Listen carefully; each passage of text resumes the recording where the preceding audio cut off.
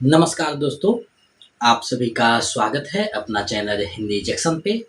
मैं परेश कुमार सिन्हा आपके समक्ष उपस्थित हुआ हूँ आज के वीडियो में। सबसे पहले तो बहुत दिनों के बाद पुनः जो है क्लास के लिए हम लोग तैयार हुए हैं। तो आज एक हम लोग अभ्यास सेट करेंगे जिसमें आप देख सकते हैं कि UGC NET, JRF GATE, assistant professor और बीपीएससी 4.0 यानी जो आने वाली वैकेंसी है बीपीएससी 4.0 उसी को ध्यान में रखते हुए ये सेट को तैयार किया गया है। लेकिन इसका जो स्तर है यूजीसी नेट लेवल का है, जिससे आपका बेट और असिस्टेंट प्रोफेसर दोनों की समझ तैयारी हो सकती है। तो आप लोग वीडियो के अंत तक बने रहें। अगर पहली बार चैनल पे आए हैं तो सब्सक्राइब कर दीजिए और बेल आइकन को दबा दें ताकि नोटिफिकेशन आपको मिलती रहे। दूसरी बात है कि अगर आप बीपीएससी 4.0 की संपूर्ण हिंदी का नोट्स पाना चाहते हैं तो हमारे नंबर 7261816307 इस पे आप जो है 249 रुपया पेमेंट कर दीजिए टाइपिंग का चार्ज, और उसका स्क्रीनशॉट भेज दीजिए। इसी नंबर पे व्हाट्सएप कर दीजिए तो हम इधर से आपको नोट जो है हिंदी साहित्य का, व्याकरण का प्रोवाइड करवा देंगे। साथ में आपको मिलेगा बीपीएससी प्रीवियस ईयर क्वेश्चन का प्रैक्टिस सेट, तो आप इसको कर सकते हैं। अगर आप बीपीएससी 4.0 का 50 सेट का आप प्रैक्टिस सेट पाना चाहते हैं, यानी प्रैक्टिस बुक पाना चाहते हैं, तो आप जो है अमेजोन पे जाइए और सर्च कीजिए हिंदी अभ्यास सेट परेश कुमार सिन्हा, वहाँ आ जाएगा। तो आप उसको ऑनलाइन कर सकते हैं या फिर मेरे माध्यम से मंगाना चाहते हैं तो 299 रुपया पुस्तक का दाम है। 50 रुपया जो है आपका डिलीवरी चार्ज है। डाक के द्वारा भेजने पे ज़्यादा चार्ज लगता है, लेकिन 50 रुपया लगे हैं। तो आप जो है कुल मिला करके 349 रुपया पेमेंट कर दीजिए इसी नंबर पे 7261815307 पे, और उसका स्क्रीनशॉट साथ में अपनी पूरी पता, नाम, पिता, गांव, थाना, डिस्ट्रिक्ट, स्टेट और पिन कोड जरूरी है, जिसपे कि हम भेज सके पुस्तक को, तो इसे प्राप्त कर सकते हैं।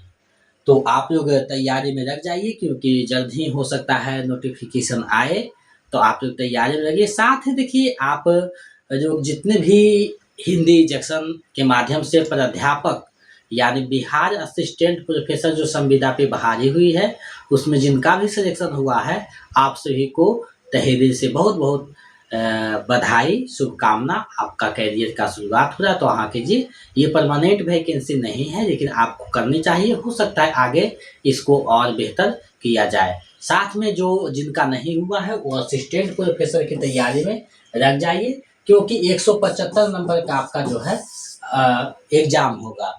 तो हिंदी जब पढ़े रहिएगा तो आपको दिक्कत बहुत कम होगी, तो आप इसको देख सकते हैं। चलिए बिना देर करते हुए आज के प्रश्नों की तरफ बढ़ते हैं। आज का जो प्रश्न है उसमें हम लोग इम्पोर्टेंट पीवाईक्यू को देखने वाले हैं, यानी ये पीवाईक्यू है। और ये जो सेट है ये 11वां सेट है, 10 तक करवाया जा चुका था, तो ये 11वां सेट करेंगे। उसके बाद और कुछ जो है नए नए प्रश्नों को देखेंगे। इसमें कितना है तो 100 प्रश्नों का जो है सेट है, यानी 100 प्रश्नों को हम लोग देखने वाले हैं। तो आप लोग वीडियो के अंत तक बने रहिएगा क्योंकि महत्वपूर्ण प्रश्नों को संग्रहित किए हैं। तो चलिए बिना देर करते हुए आज के जो प्रश्न है उसकी तरफ हम लोग बढ़ते हैं।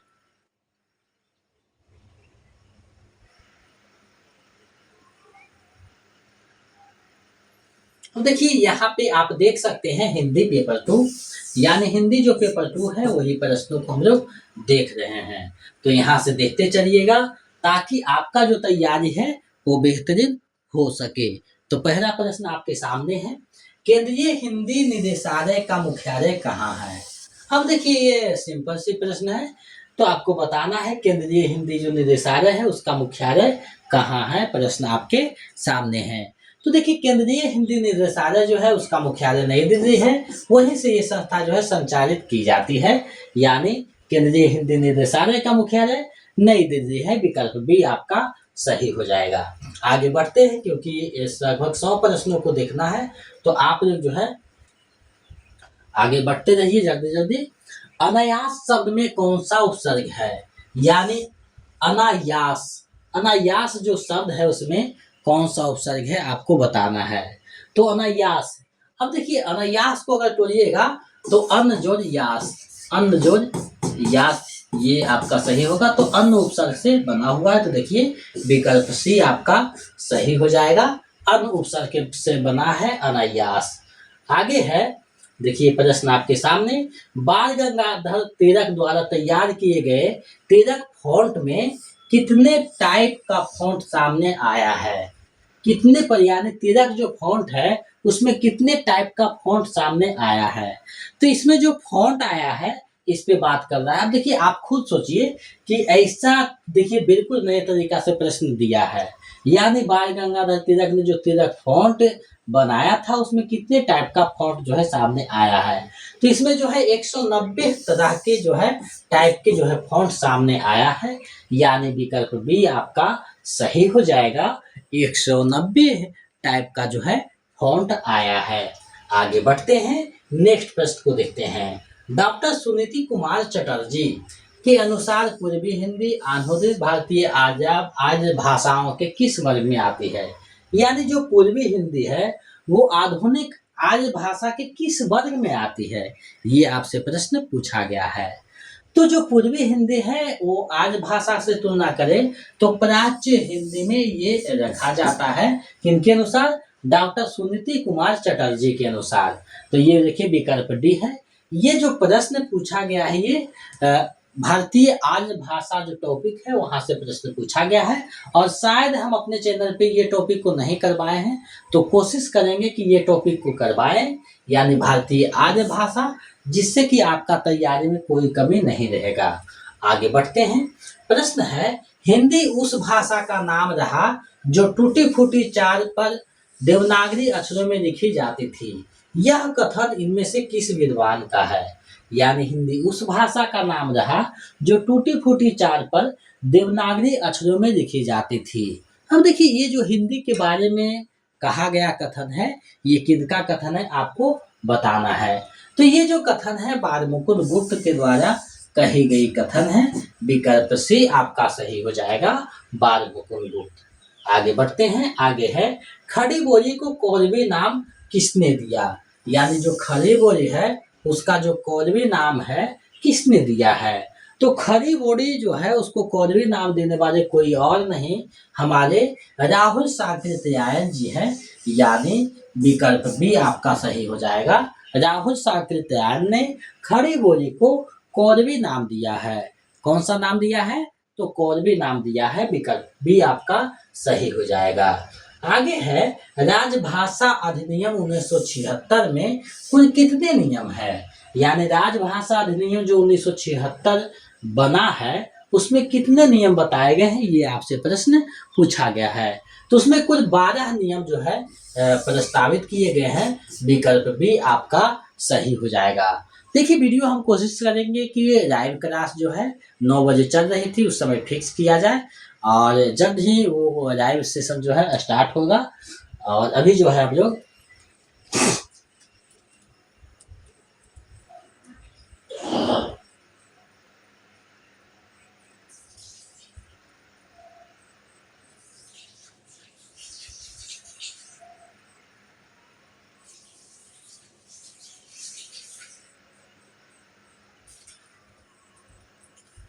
वीडियो के माध्यम से ही देखेंगे और धीरे धीरे लाइव होते चले जाएंगे। अब देखिए कहा गया है, अश्वघोष के नाटकों में इनमें से किस भाषा के प्रयोग के साक्ष्य मिले हैं? यानी जो अश्वघोष हैं उनके नाटकों में किस भाषा के प्रयोग के जो है साक्ष्य मिले हैं? यानी किस भाषा के प्रयोग के साक्ष्य मिले हैं? तो अश्वघोष के नाटक जो है उसमें मागधी भाषा के जो प्रयोग है उसके साक्ष्य पाए गए हैं। मागधी भाषा के प्रयोग के साक्ष्य पाए गए हैं। विकल्प डी आपका सही हो जाएगा। बिल्कुल नए तरीका के प्रश्न है, तो आप वीडियो के अंत तक बने रहिएगा, क्योंकि प्रत्येक प्रश्न महत्वपूर्ण है। कौन सा प्रश्न पूछा जाएगा ये पता नहीं है। आगे बढ़ते हैं, हिंदी कंप्यूटर टाइपिंग की मुख्य विधि नहीं है। यानी हिंदी कंप्यूटर टाइपिंग की इनमें से कौन सा विधि है जो मुख्य विधि नहीं है? अब देखिए मुख्य विधि का बात करें तो रेमेंगिटन टाइपिंग ये तो है, इनस्क्रिप्टेड टाइपिंग ये फोनेटिक टाइपिंग ये है। शॉर्ट हैंडेड टाइपिंग नहीं है। शॉर्ट हैंड में जो है टाइपिंग का कार्य नहीं होता है, ये जो शब्द होते हैं उसको शॉर्ट करके लिखने के तरीका है, यानी इसको जो है शॉर्ट हैंड टाइपिंग इसमें नहीं आएगा। आगे भाषा शुद्धि तथा वर्तनी की एकरूपता के प्रबल समर्थक इनमें से कौन माने जाते हैं? यानी भाषा शुद्धि तथा वर्तनी की एकरूपता के जो प्रबल समर्थक है, यानी पूर्णतः जो है समर्थक है, कौन माने जाते हैं, ये प्रश्न आपसे पूछा गया है। तो ये माने जाते हैं महावीर प्रसाद द्विवेदी, क्योंकि आप लोग जानते हैं कि सरस्वती पत्रिका से ये भाषा शुद्धिकरण का बहुत सारे कार्य किए हैं। तो विकल्प सी आपका सही हो जाएगा, महावीर प्रसाद द्विवेदी जी।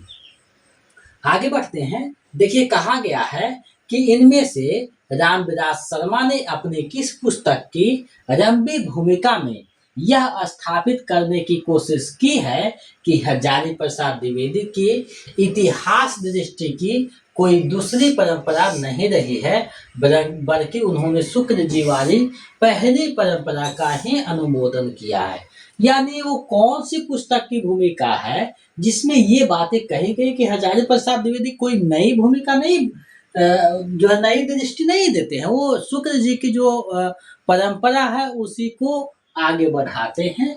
यानी अनुमोदन करना मतलब आगे बढ़ाना।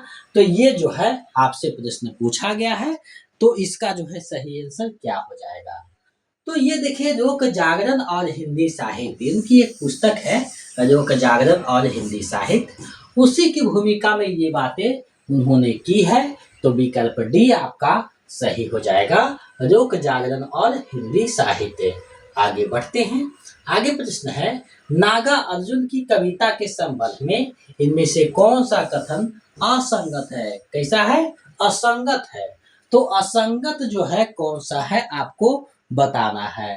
तो देखिए सामाजिक कुरूपता की बात तो नागार्जुन की कविता है, राजनीतिक अव्यवस्था पे भी है, धार्मिक अंधविश्वास पे भी है, लेकिन सत्ता सापेक्ष जो है उस पे बात बहुत कम किया गया है, नहीं के बराबर। तो विकल्प आपका जो ए है सही हो जाएगा। आगे बढ़ा जाए। कठोपनिषद के नचिकेता प्रसंग पर आधारित प्रबंध काव्य कौन सा है? अब देखिए आप पढ़े होंगे आत्मजयी। आत्मजयी जो रचना है बेहतरीन रचना है, कुंवर नारायण की रचना है, और उसी में देखिएगा कि कठोपनिषद के जो नचिकेता प्रसंग है उसी पे ये जो है प्रबंध काव्य लिखी गई है। तो विकल्प सी आपका सही हो जाएगा, आत्मजयी कुंवर नारायण का ये पुस्तक है। आगे बढ़ते हैं। आप देखिए यहाँ प्रश्न आया है बिल्कुल नए तरीका से, यानी निम्नलिखित पत्रिकाओं को उनके संपादक के साथ सुमेलित कीजिए। अब कौन से पत्रिका के संपादक कौन है उसको आपको सुमेलित करना है, यानी कौन सा जो है सही होगा। अब देखिए तद्भव पत्रिका कहाँ निकालते हैं कौन? तो अखिलेश निकालते हैं। अब देखिए बया पत्रिका है तो ये ज्ञान गौरीनाथ का है। उसके बाद आगे बढ़िएगा तो बनासजन, बनासजन किनका है? तो पल्लव के द्वारा निकाला जाता है, और आलोचना पत्रिका जो है संजीव या आशुतोष के द्वारा निकाला जाता है। तो ये आप सही क्रम में देखिएगा तो विकल्प बी आपका सही हो जाएगा, 2 4 1 3। तो इस तरीका के देखिए प्रश्न पूछे जा सकते हैं। आगे बढ़ते हैं। हम कोशिश करते हैं बिल्कुल नए तरीका के प्रश्न आपके समक्ष प्रस्तुत करें, ताकि आपको भी लगे कि नहीं कुछ नए प्रश्नों को देखे हैं। अब देखिए कहा गया है कि रीतिमुक्त काव्य के लिए निम्नलिखित में असंगत प्रवृत्ति कौन सी है? यानी जो रीतिमुक्त काव्य है उसके बारे में असंगत जो प्रवृत्ति है वो कौन है? अब देखिए कहा गया है कि भक्ति की सांप्रदायिकता और समाज के रीति नियमों से मुक्त है। अब ये बात क्या सही है? तो बिल्कुल ये सही कहा जा रहा है। अब देखिए काव्य चमत्कार का प्रदर्शन हुआ है, काव्य में चमत्कार का प्रदर्शन नहीं हुआ है। एकनिष्ठ और एकाग्री प्रेम है, टक्सरी ब्रजभाषा में जनभाषा की ताजगी है, ये भी सही है। तो विकल्प बी आपका सही हो जाएगा, क्योंकि काव्य चमत्कार का प्रदर्शन रीतिमुक्त कविताओं में नहीं हुआ, क्योंकि ये रीतिमुक्त है तो काव्य चमत्कार यहाँ नहीं दिखाई देगा। आगे कहा गया है विद्यापति की पदावली के संदर्भ में कौन सा कथन गलत है? अब देखिए आपके समझ क्या आता था? असंगत। अब क्या आ गया है? गलत। तो गलत या असंगत बात वही है या अशुद्ध ये भी दे सकता है। तो आप इससे घबराइएगा नहीं, और कोई भी एग्जाम है तो आप पहले एग्जाम हॉल में जब जाइए तो प्रश्नों को अच्छे से पढ़ करके समझ लेना है, उसके बाद बनाने की कोशिश करना है, वरना बहुत सारे प्रश्न आपके गलत हो सकते हैं। अब देखिए विद्यापति के बारे में हम लोग अध्ययन करते हैं कि कौन सा कथन जो है सही है। अब देखिए कहा जा रहा है कि स्त्री मन के साथ उसकी पीड़ा और वेदना की अभिव्यक्ति हुई है, बिल्कुल सही है। भक्ति और श्रृंगार का मिश्रित रूप है, बिल्कुल सही है। भक्ति और श्रृंगार दोनों की कविताएं यहाँ हैं।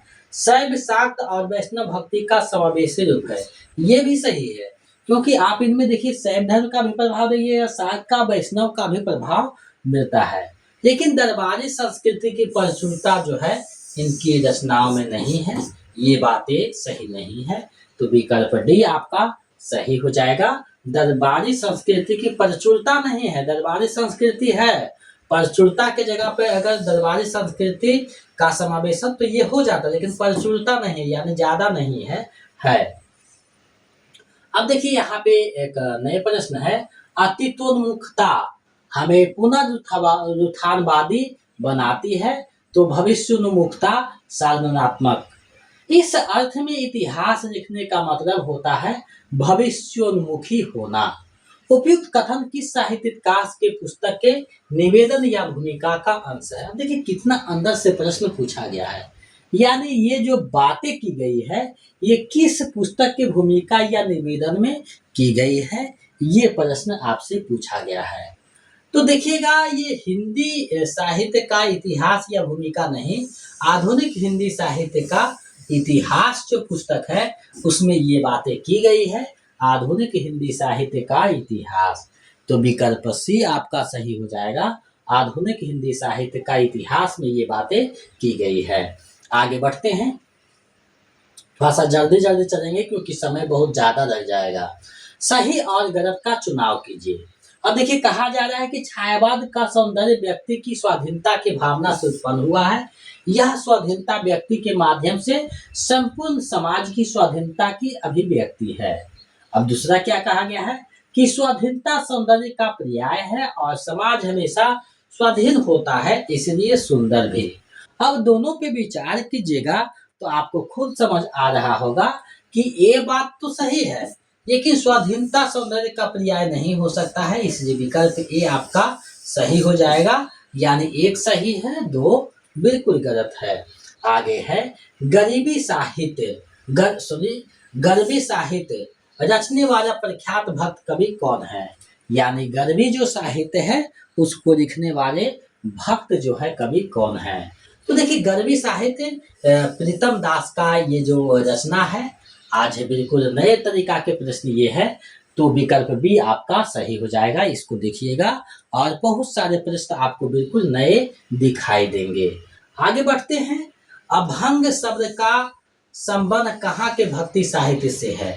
यानी अभंग का जो शब्द है वो उसका संबंध कहाँ के भक्ति साहित्य से है, ये आपको बताना है। तो अभंग जो शब्द है वो महाराष्ट्र के भक्ति साहित्य का जो है शब्द है, विकल्प ए आपका सही हो जाएगा। आगे बढ़ते हैं, इनमें से कौन सी भाषा भारतीय परिवार के केतुम वर्ग की भाषा नहीं है। अब देखिए केतुम वर्ग जो है उसकी भाषा नहीं है, इस पे चर्चा किया गया है। तो जब भारतीय परिवार जो है उसको भाषा को पढ़ेंगे तब समझ में आएगा, लेकिन इसका जो सही है अरबानी इसका सही आंसर हो जाएगा। आगे है संदेश परंपरा का रासो ग्रंथ कौन सा है।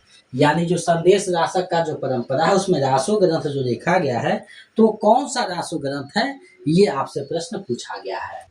तो वो जो रासो ग्रंथ है वो विसरदेव रासो हो जाएगा, यानी विकल्प भी आपका सही हो जाएगा। विसरदेव रासो इसी संदेश परंपरा में लिखी गई रासो साहित्य है, तो विकल्प भी आपका सही हो जाएगा। आगे देखिए निम्नलिखित पुस्तकों को उनके लेखकों के साथ सुमेलित कीजिए। यानी यहाँ देखिए पुस्तक है और इसको जो है सुमेलित करना है। अब इसको आप अच्छे से देखिएगा तो समझ में आ रहा होगा। उत्तरी भारत की संत परंपरा परशुराम चतुर्वेदी का है। साहित्य का इतिहास दर्शन नरेंद्र विलोचन शर्मा का है। हिंदी साहित्य का अतीत, ये किनका है? तो हिंदी साहित्य का अतीत विश्वनाथ प्रसाद मिश्र का है और हिंदी काव्यधारा राहुल सांकृत्यायन का है।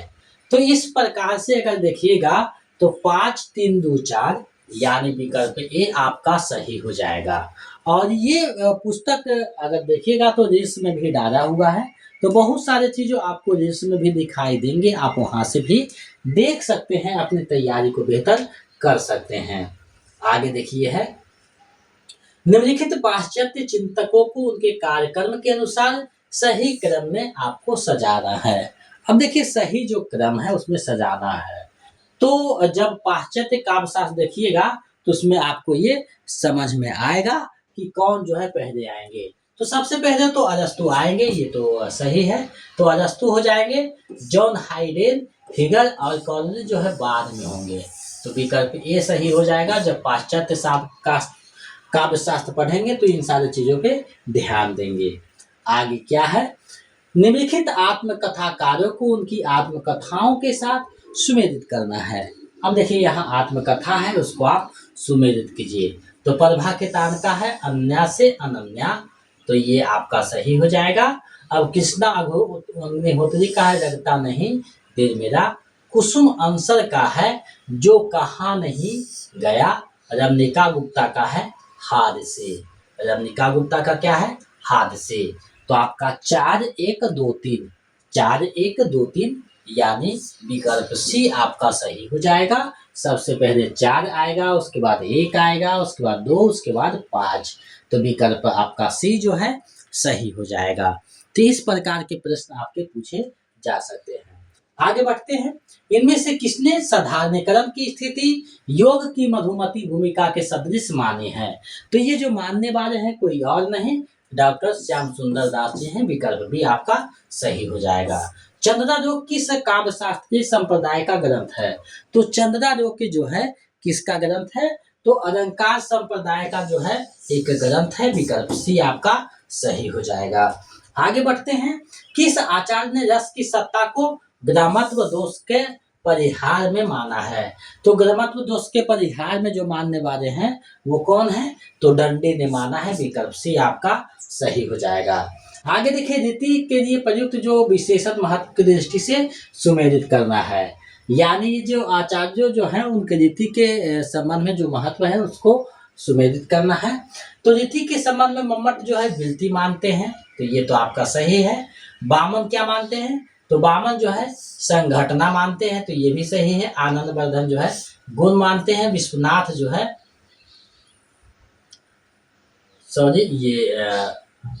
सबसे पहले मम्मट है, तो ये विलती मानते हैं।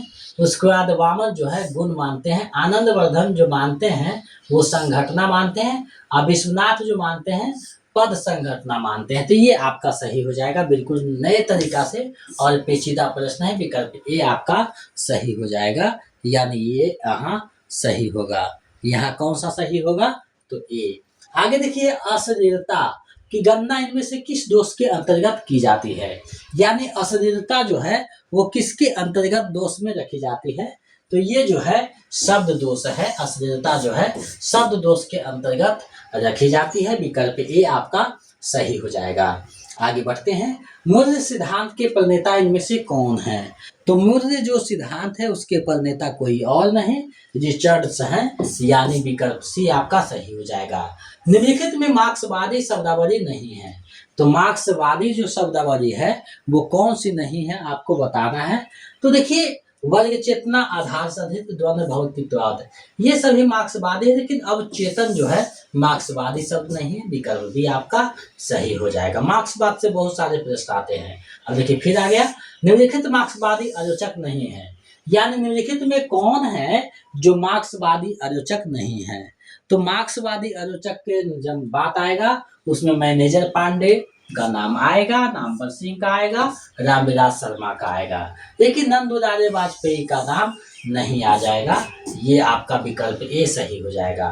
फोर्ट विलियम कॉलेज में हिंदुस्तानी विभाग के अध्यक्ष रहे हैं, तो हिंदुस्तानी विभाग के जो अध्यक्ष रहे हैं वो कौन रहे हैं आपको बताना है। तो कैप्टन विलियम जो है रहे हैं। विकल्प सी आपका सही हो जाएगा।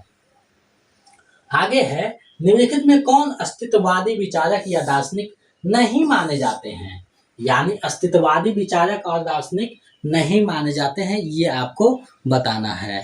तो ये जो नहीं माने जाते हैं वे एंटोनियो ग्राम्सी, एंटोनियो ग्राम्सी जो है नहीं माने जाते हैं, विकल्प भी आपका सही हो जाएगा। बाकी फ्रेडरिक अल्बर्ट सोरेन, किरकेगार्ड, ये सब माने जाते हैं। आगे देखिए है, मनोविश्लेषण वाद के अनुसार सुमेलित कीजिए, यानी ये जो शब्द है उसका जो है सुमेलित करना है। अब देखिए नार्सिसिज्म, नार्सिसिज्म का क्या मतलब है, ये आपको बताना है कि इसका क्या अर्थ हो सकता है। तो नार्सिसिज्म मतलब क्या, आत्मरति, आत्मरति जो है नार्सिसिज्म का हो जाएगा। अपोजिट सेक्स, ये जो है किससे संबंधित है, तो ये विजातीय रति से है, यानी अपोजिट आप जानते हैं उसको विजातीय हिंदी में बोलते हैं। आगे है ऑडिपस, ऑडिपस का मातृरति, और इलेक्ट्रा, इलेक्ट्रा जो है वो पितृरति है। यानी इस प्रकार देखिएगा, तो जो शब्द है इंग्लिश के उसको हिंदी के शब्द के साथ सुमेलित करना है मनोविश्लेषणवाद के अनुसार। किसके अनुसार सुमेलित करना है, मनोविश्लेषणवाद के अनुसार। तो विकल्प ए 4, 1, 2, 3 आपका सही हो जाएगा, यानी ए विकल्प आपका सही हो जाएगा। देखिए कितने कठिन प्रश्न आपको यहाँ देखने को मिल रहे होंगे। और ये जो सेट है आप 1 से लेकर स्टार्ट कीजिएगा, तो धीरे धीरे आपका स्तर जो है बढ़ता हुआ दिखाई देगा, और आपका जो तैयारी है बिल्कुल यूजीसी नेट लेवल पे दिखाई देगा। उग्र नारीवाद चिंतकों में शामिल नहीं है, यानी उग्र नारीवाद के जो चिंतक है उसमें कौन शामिल नहीं है, तो मेरी वॉटसन क्रफ्ट ये शामिल नहीं है, बाकी तीनों शामिल है, ये ध्यान रखिएगा। अब देखिए भाभा साहब भीमराव अम्बेडकर के वैचारिक परिप्रेक्ष्य के संदर्भ में सही और गलत का चुनाव कीजिए। अब देखिए पहला क्या है, अस्पृश्यता को हटाए बिना राष्ट्र की प्रगति नहीं हो सकती, कि जिसका अर्थ है समग्रता में जाति व्यवस्था का उन्मूलन। दूसरा है सामाजिक न्याय के लक्ष्य को प्राप्त करने से पूर्व आर्थिक और राजनीतिक मुद्दों का हल किया जाना आवश्यक है। अब जो दोनों है उस पर विचार कीजिए कि कौन सा सही हो जाएगा। तो देखिए पहला बात जो है बिल्कुल सही किया गया है, यानी केवल 1 ही सही होगा, विकल्प ए आपका सही हो जाएगा। अब देखिए दूसरा है सही और गलत का चुनाव कीजिए।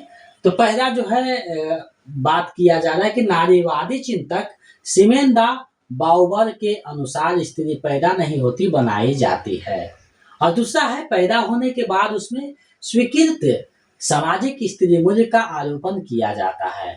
अब दोनों पे विचार कीजिएगा तो आपको समझ में आ रहा होगा कि दोनों सही है। इनका बात सही है कि पैदा नहीं की जाती बनाई जाती है, क्योंकि यहाँ जब जन्म के बाद है उस पर सामाजिक मूल्यों का आरोपण किया जाता है। तो ये जो है दोनों सही है, यानी विकल्प सी आपका सही हो जाएगा। आगे बढ़ते हैं। अब देखिए सही गलत पे फिर विचार करना है। नवजागरण एक ऐतिहासिक अवधारणा है जिसका संबंध आधुनिक काल की उस नई चेतना से है जो मध्यकालीन चेतना से गुणात्मक रूप से भिन्न है। दूसरा है नवजागरण में एक नए तर्कसंगत विवेक सम्मत और युग आवश्यकताओं के अनुरूप व्यापार सुधार की भावना पर अधिक जोर होता है। अब दोनों पे विचार कीजिएगा तो आपको समझ में आ रहा होगा कि दोनों बातें बिल्कुल सही की जा रही है। तो क्या हो जाएगा, डी आपका सही हो जाएगा। आगे बढ़ते हैं। सूरदास का संबंध मुख्य रूप से किस दार्शनिक पक्ष से है?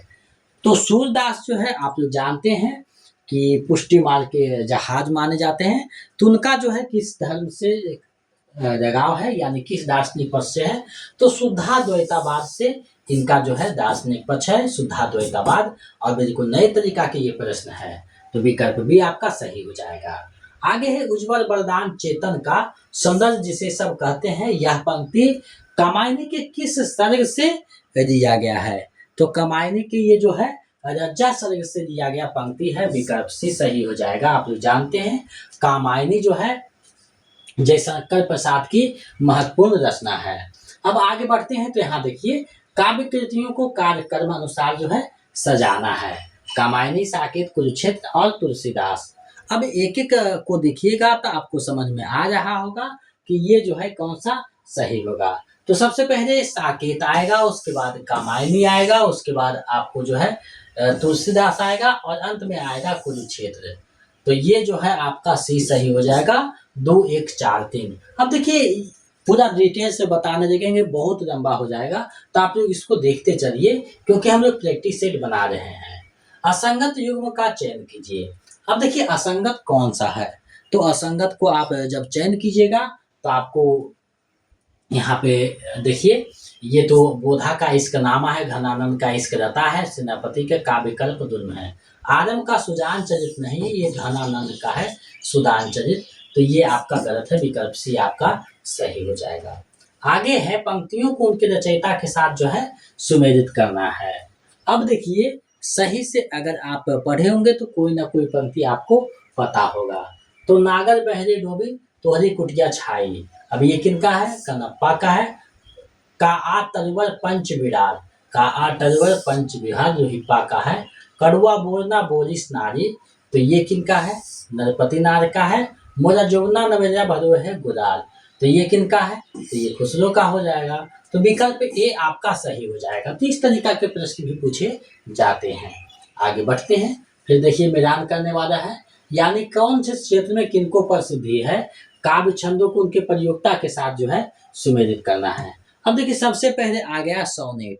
सोनेट के लिए कौन जाने जाते हैं, तो त्रिलोचन आते हैं सोनेट के लिए, तो ये तो हो गया। अब देखिए है हाइकू। हाइकू के लिए अज्ञेय का नाम आता है। सवैया के लिए आता है गया प्रसाद शुक्ल स्नेही का, और कवित के लिए अयोध्या प्रसाद सिंह उपाध्याय हरिऔध का नाम आता है। तो ये विकल्प डी 2 1 3 4 आपका सही हो जाएगा। आगे है धूमिल की कौन सी कविता बातचीत की शैली में पेशे से जुड़े हुए आदमी का एक आलाप है। देखिए पेशा का बात कर रहा है, तो आप लोग पढ़े होंगे ये कविता को बहुत अच्छी तरीका से, हमें याद है। मोची राम बाबूजी सभी यहाँ हर कोई एक जोड़ी जूते हैं। ये बातचीत शैली में जो है पेशा से जुड़ा हुआ एक आदमी का एक आलाप है। तो विकल्प भी आपका सही हो जाएगा। प्रथम रश्मि कविता में बाल विहंगनी के लिए इनमें से कौन सा शब्द प्रयुक्त नहीं हुआ है, तो बाल विहंगनी के लिए कौन सा शब्द आपका प्रयोग नहीं हुआ है, तो रंगनी, अंतर्यामिनी, तरुवासनी ये सही है। रूप धारने नहीं प्रयोग हुआ है। आप हमें लगता है कि सुमित्रा नंदन पंत का ये पंक्ति है, तो ये जो है विकल्प डी आपका सही हो जाएगा।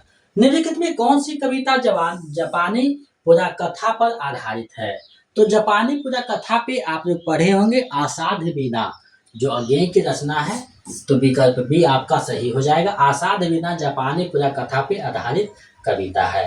अष्टछाप के कवि कृष्णदास का जन्म में से किस प्रदेश में हुआ, तो जो कृष्णदास हैं अष्टछाप के कवि उनका जन्म किस प्रदेश में हुआ, तो गुजरात में होता है। विकल्प सी आपका सही हो जाएगा।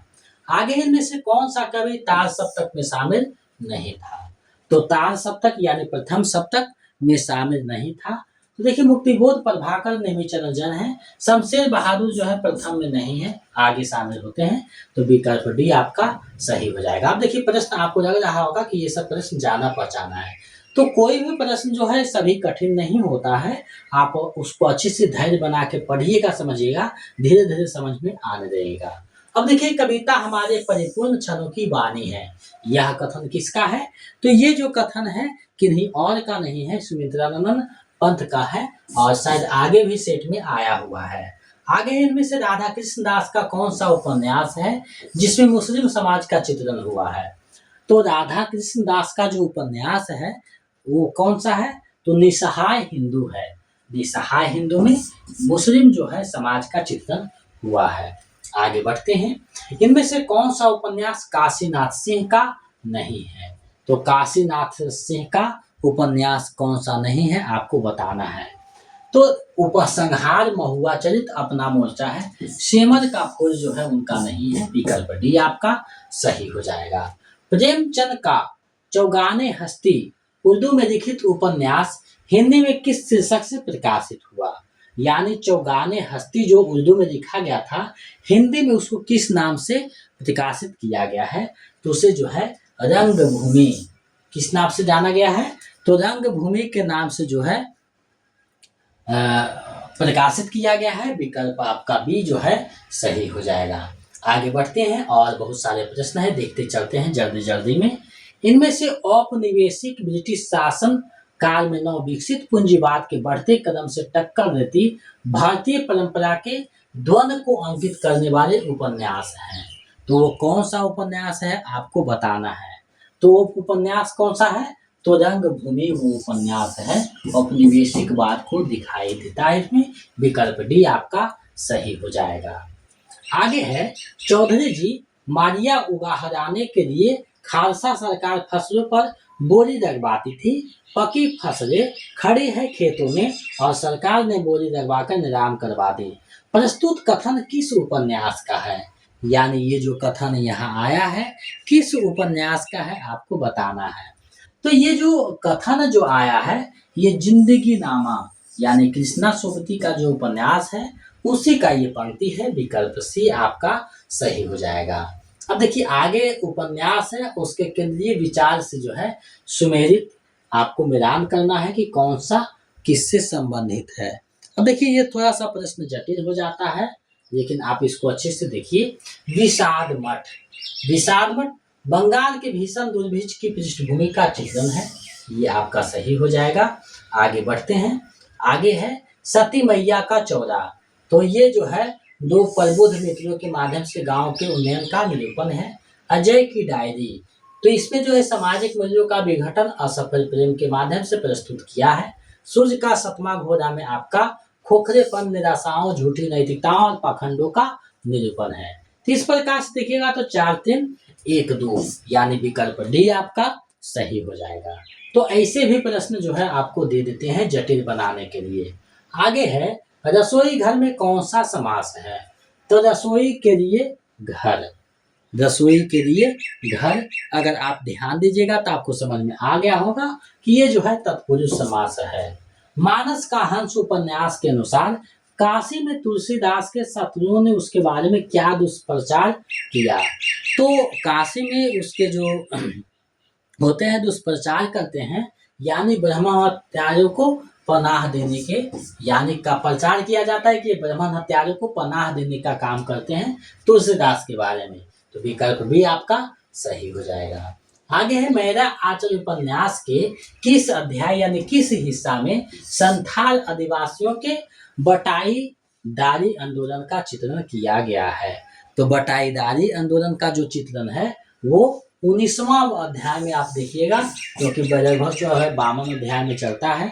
तो विकल्प सी आपका सही हो जाएगा 19वां। आगे बढ़ते हैं। निम्नलिखित उपन्यासों का जो है सही अनुक्रम है।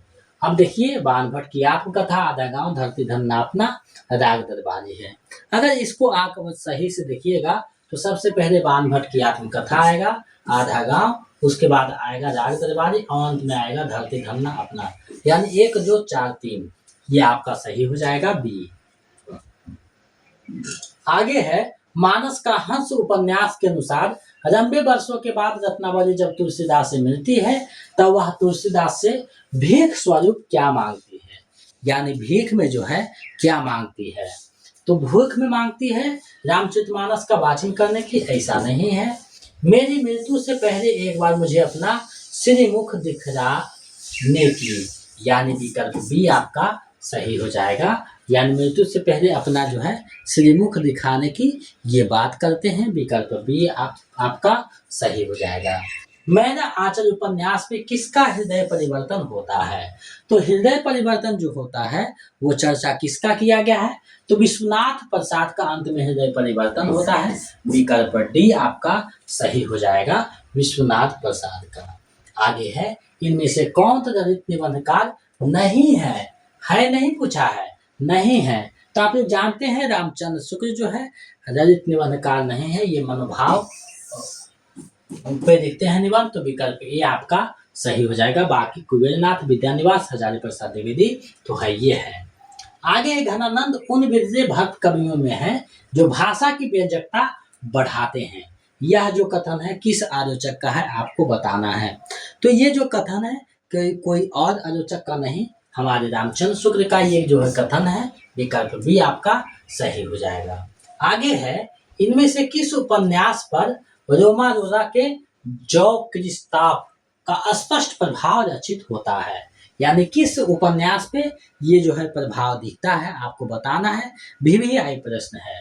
तो ये जो है शेखर एक जीवनी पे जो अज्ञेय का रचना है उस पे दिखता है, विकल्प डी आपका सही हो जाएगा।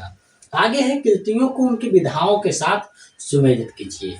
अमृतसर आ गया क्या है, एक कहानी है। उसके बाद और आगे बढ़िएगा तो आपका है लालटेन की छत। तो लालटेन की छत क्या है, तो ये जो है उपन्यास है। पहाड़ पर लालटेन ये क्या है, तो कविता है। तूफानों के बीच, तूफानों के बीच तो ये क्या है, ये आपका रिपोर्टाज है। इस प्रकार से आपका जो है 4 3 1 2 यानी विकल्प सी आपका सही हो जाएगा। आगे बढ़ते हैं।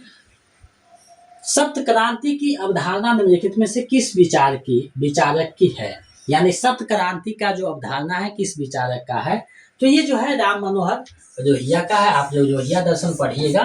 और ये यहाँ जो भी प्रश्न है लगभग यूजीसी नेट के सिलेबस के आसपास है, यानी यूजीसी नेट के सिलेबस पे ही लगभग बनाया हुआ है, कठिन प्रश्न है, तो आप इसको देखिएगा।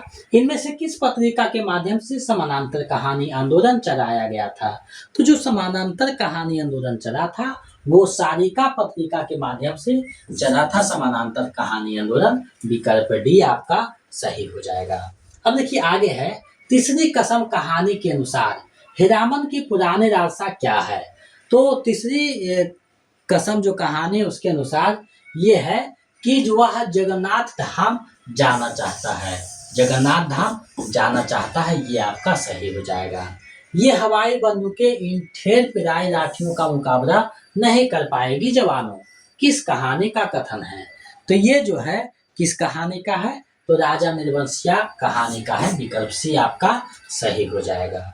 आगे समानांतर कहानी आंदोलन चलाकर युवा कहानीकारों को किस रचनाकार ने आकृष्ट किया है, तो समानांतर जो कहानी आंदोलन है वो कमलेश्वर के द्वारा चलाया जाता है, विकल्प भी सही हो जाएगा।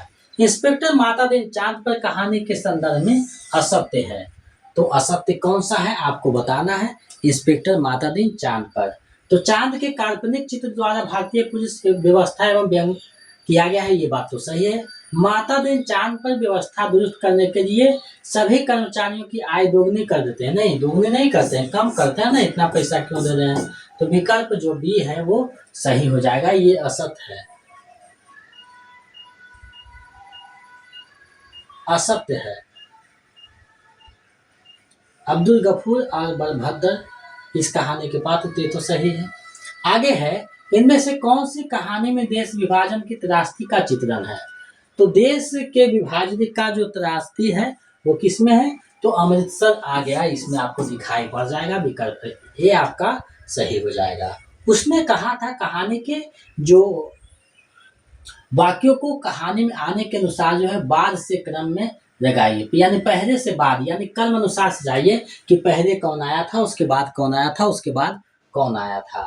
अब सबसे पहले क्या आएगा, हट जा जिने जोगिए, उसके बाद आता है हट जा काम वारिये, उसके बाद आता है हट जा पुता प्यारिये, उसके बाद आता है बच जा लंबी उम्र वारिये। ये जो है क्रम आपका बिल्कुल सही चलता है, यानी 4 2 1 3, तो विकल्प ए आपका सही हो जाएगा। अब देखिए कैसे प्रश्न जो है कहानी से उठाया गया है, तो आप जब तक कहानी को अच्छे से नहीं पढ़िएगा, ऑथेंटिक बुक को नहीं पढ़िएगा, तब तक यूजीसी आपका नेट निकलना थोड़ा सा मुश्किल हो जाएगा। और यूजीसी नेट के सिलेबस को अच्छे से आप पढ़ देते हैं तो हिंदी का कोई भी एग्जाम आसानी से आप करेक्ट कर दीजिएगा, ये मेरी गारंटी है। आगे है, राजा निर्वंशिया कहानी में वचन सिंह क्या है, तो राजा निर्वंशिया कहानी में जो वचन सिंह आता है वो एक कंपाउंडर है, विकल्प भी आपका सही हो गया। मारे गए गुलफाम किस कहानी का दूसरा नाम है, मारे गए गुलफाम यानी तीसरी कसम का दूसरा नाम है, विकल्प डी आपका सही हो जाएगा। इनमें से कौन सा युग्म सही है, तो राजा निर्वंशिया मोहन राकेश का नहीं है, कमलेश्वर का है। जहां लक्ष्मी कैद है ये भी निर्मल वर्मा का नहीं है। आगे बढ़ते हैं, तो कोसी का घटवार शेखर जोशी का है, आकाशदीप जैन का नहीं, जयशंकर प्रसाद का है, तो ये आपका सी सही हो जाएगा। ईदगाह कहानी के आधार पर सूची 1 को सूची 2 के साथ सुमेलित कीजिए। अब देखिए महमूद क्या खरीदता है? अब इसको मिलान कीजिएगा तो आपको पता चलेगा कि कौन क्या खरीदता है। तो ऐसे भी प्रश्न आपको पूछे जा सकते हैं। तो महमूद जो है सिपाही खरीदता है। आगे जो है मोहसिन भिश्ती खरीदता है। नूरे जो है आपका क्या खरीदता है? तो वकील खरीदता है। समी जो है धोबिन खरीदती है। यानी विकल्प आपका जो सी है सही हो जाएगा, यानी सी विकल्प आपका सही है। आगे बढ़ते हैं, कुछ और प्रश्न है। अब देखिए जन्म के अनुसार जो है आपको सजाना है कि कौन से पहले जो है कवि आए थे। तो सबसे पहले भीष्म साहनी का है, उसके बाद फणीश्वर नाथ रेणु है, उसके बाद आपका निर्मल वर्मा है, अंत में कमलेश्वर आएंगे। तो विकल्प बी आपका सही हो जाएगा। आगे भारतेंदु के नाटकों की पारंपरिक खतौनी से पुनर्जागरण का दूर का भी रिश्ता नहीं है, यह कथन इनमें से किसका है? यानी ये जो कथन है ये किनका है? तो ये जो है डॉक्टर बच्चन सिंह का कथन है। विकल्प सी आपका सही हो जाएगा। आगे बढ़ते हैं, कुछ और प्रश्न है उसको देख लीजिए। आह वेदना मिली विदाई, मैंने भ्रमवश जीवन संचित, मधुकरियों की भीख लुटाई, इनमें से किस नाटक का गीत है? तो ये जो गीत है किसी और का नहीं है, स्कंदगुप्त का है। विकल्प ये आपका सही हो जाएगा। अंधा युग नाटक में नहीं है कौन सा पात्र? तो अंधा युग नाटक में आप देखिएगा तो अच्छे से अगर आप पढ़े होंगे तो भीष्म पितामह का जो है रोल नहीं है, बाकी अस्थामा कृपाचार्य श्री कृष्ण है। मुझे कई बार लगता था कि मैं एक घेर में नहीं चिड़ियाघर के एक पिंजरे में रहती हूँ, यह कथन किस नाटक का है? तो ये जो कथन है किस नाटक का है? तो ये आधे अधूरे का है, यानी मोहन राकेश का जो है उसी से है। आगे है रोबहू सब मेरे आबहू भारत भाई गीत, भारत दूरदर्शन नाटक के किस अंक में है? यानी कौन सा अंक में है? अब देखिए कैसे पूछा, अंक पूछ दिया है। तो आप एग्जाम को जितना आसान समझते हैं उतना आसान होता नहीं है। ये पहला है, यानी पहला अंक में है। विचारों की तेजस्विता और कथन राजित्य का अपूर्व सामंजस्य उनके निबंधों में समाहित है, जैसे कबीर और रविन्द्रनाथ दोनों एक जगह पर मिल जाएं। डॉक्टर रामस्वरूप चतुर्वेदी का उपयुक्त कथन किस निबंधकार के बारे में कहा गया है? किसके बारे में कहा गया है? तो हजारी प्रसाद द्विवेदी के बारे में ये कहा गया है। आगे बढ़ते हैं, निबंधकारों का सही कार्यक्रम अनुसार सजाना है। अब देखिए निबंधकार को अगर देखिएगा तो बालकृष्ण भट्ट पहले आएंगे, उसके बाद भारतेंदु प्रत्यर्पण, बाद में बालमुकुंद गुप्त आएंगे। तो ये विकल्प भी आपका सही हो जाएगा। कुबेरनाथ राय के निबंध संग्रह का कार्यक्रम अनुसार सजाना है। तो कार्यक्रम अनुसार अगर सजाइएगा तो आपका रस आखेटक विषाद युग पन्न मुकुट और कामधेनु ये आपका सही होगा। ये ऐसा बहुत कम पूछा जाता है। वैदिक सूत्रों के गरिमामय उद्गम से लेकर लोकगीतों के महासागर तक जिस अविच्छिन्न प्रवाह की उपलब्धि होती है उस भारतीय परंपरा का मैं स्नातक हूँ, यह कथन किस निबंधकार का है? ये शायद पिछले बार भी एग्जाम में आया था। ये विद्या निवास मिश्र का कथन है। विकल्प सी आपका सही हो जाएगा। निबंध और नवीनकार को जो है कौन सा युग्म सही नहीं है? अब कौन सा युग्म सही नहीं है आप इसको देखिए। तो बाबू गुलाब राय का है मेरे नपिताचार्य, जयशंकर प्रसाद का यथार्थवाद और छायावाद, वसुदेव शरण अग्रवाल का मातृभूमि कला और संस्कृति, अज्ञेय का है ठेरे पर हिमालय, ये ठेरे का हिमालय जिनका नहीं है अज्ञेय का, विकल्प डी आपका सही हो जाएगा। आगे बढ़ते हैं, निम्नलिखित में से हजारी प्रसाद द्विवेदी द्वारा रचित निबंध संग्रह है। तो आप लोग देखिएगा तो विचार वितर्क आरोप पर ये दोनों आप कहीं ना कहीं इनका निबंध जो है देखे होंगे। तो 1 और 3 ये आपका सही हो जाएगा। पंडिताई भी एक बोझ है, जितनी ही भारी होती है उतनी ही तेजी से डुबाती है, यह कथन हजारी प्रसाद द्विवेदी के किस निबंध में है? तो ये जो निबंध में आया है अशोक के फूल में आया है, यानी विकल्प ये आपका सही हो जाएगा। राहुल सांकृत्यायन ने अपनी तिब्बत यात्रा किस छद्म वेश में की थी? तो ये जो है किस में की थी? तो आप जो जानते हैं ये एक भिखारी के वेश में करते हैं। विकल्प ये आपका सही हो जाएगा। संस्कृति के 4 अध्याय की भूमिका लिखी है, तो किसने लिखी है? यानी रामधारी के दिनकर के जो संस्कृति के 4 अध्याय है उसके भूमिका कौन लिखते हैं? तो जवाहरलाल नेहरू लिखते हैं, यानी विकल्प ये सही हो जाएगा। क्या भूलू क्या याद करूं को जो है सरस्वती सम्मान किस वर्ष दिया गया है? तो सरस्वती सम्मान जो दिया गया है वो 1991 में दिया गया है। विकल्प बी सही हो जाएगा। संस्कृति के 4 अध्याय के चौथे अध्याय के अनुसार भारत में सर्वप्रथम आने वाला यूरोपीय कौन है? तो भारत में सर्वप्रथम आने वाला यूरोपीय जो है वो पुर्तगीज है, यानी पुर्तगाली है। विकल्प डी सही हो जाए। अरे यायावर रहेगा याद की शुरुआत किस नदी के मैदानी भाग के वर्णन से होता है? तो किस नदी के मैदानी भाग से होता है? तो ब्रह्मपुत्र के मैदानी भाग से होता है। विकल्प सी आपका सही हो जाएगा। आवारा मसीहा के संबंध में पात्र और उनका परिचय जो है सुमेलित कीजिए।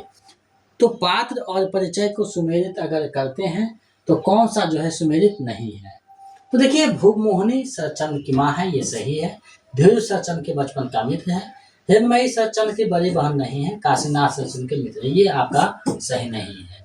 आगे बढ़ते हैं, अंतिम प्रश्न है और रचनाओं का जो है अनुक्रम है, यानी महादेवी वर्मा के जो अनुक्रम है रचना उसको सजाना है। तो सबसे पहले अतीत के चलचित्र होंगे, स्मृति की रेखाएं, पथ के साथी, मेरा परिवार 1972 में आता है, इसकी सबसे अंतिम में ये जाएगा। तो विकल्प बी आपका सही हो जाएगा।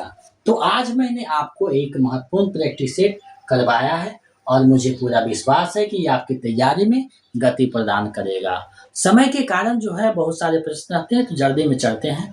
आप देखिए, जो सा प्रश्न आपको समझ में नहीं आया तो उस टॉपिक को आप अच्छे से देख लीजिएगा, और जिसमें जैसे आपका महादेवी वर्मा का सजाने का है तो आप लोग जब देखिएगा, यानी रेखाचित्र और संस्मरण देखिएगा तो ये क्लियर हो जाएगा। तो हम इसलिए तो छोड़ते हैं कि ताकि आप उस टॉपिक को देख करके आप उसको अच्छे से कर सकें। और कुछ कुछ जटिल प्रश्न थे जो कि बिल्कुल नहीं पूछे जाएंगे, तो ऐसा हर एक एग्जाम में होता है। 2-4 प्रश्न आपको आउट ऑफ सिलेबस होता है, तो उस पर आपको ध्यान नहीं देना है। आपका मेन जो है सिलेबस पे फोकस रखना है, यानी यूजीसी नेट के जो सिलेबस है उस पर फोकस रखना है, तो कोई भी एग्जाम आपका बहुत आसानी से निकल जाएगा। तो आप लोग इसको देख सकते हैं। साथ ही अगर आप बीपीएससी 4.0 का नोट्स प्रैक्टिस सेट पाना चाहते हैं तो 72 61 81 5307 इस पे आप 249 रुपये भेज सकते हैं। और अगर सेट पाना चाहते हैं 50 गो का 50 का जो है सेट पाना चाहते हैं, इसी पे 349 रुपये पेमेंट कर दीजिए और पूरा पता भेज दीजिए, तो आपको यहाँ पे सेंड कर दिया जाएगा। तो आप लोग अपनी तैयारी को जारी रखें और हम भी कोशिश करेंगे कि लगातार आपका क्लास जो है करवाएं। बहुत ज़्यादा सेट करवाया जाएगा क्योंकि क्लास लगभग हो चुका है, 2-3 टॉपिक बाकी है, उसको हम लोग देख लेंगे। तो आज के लिए बस इतना ही, नए वीडियो में मिलेंगे। आप लोग तैयारी में लग जाइए क्योंकि दिसंबर का यूजीसी नेट होगा, असिस्टेंट प्रोफेसर भी कभी भी आ सकती है, बीपीएससी 4.0 भी कभी आ सकती है, बेट भी आ सकती है। तो आपको तैयारी में लगे रहना है क्योंकि बहुत कम समय मिलेगा तैयारी के लिए। तो आप ज़्यादा से ज़्यादा तैयारी पे फोकस कीजिए और हिंदी को पढ़ते रहिए। बाकी कोई भी सिलेबस होगा उसको आप आराम से कर दीजिएगा, क्योंकि आपका सब्जेक्ट जब मजबूत हो जाता है तो आप कोई भी एग्जाम को आसानी से करेक्ट कर देते हैं, विषय निष्ठ एग्जाम को। तो आप लोग तैयारी में लगे रहें और सभी को पुनः एक बार इतना देर तक मेरे साथ बने रहने के लिए बहुत बहुत धन्यवाद। मिलते हैं नए वीडियो में। जय हिंद।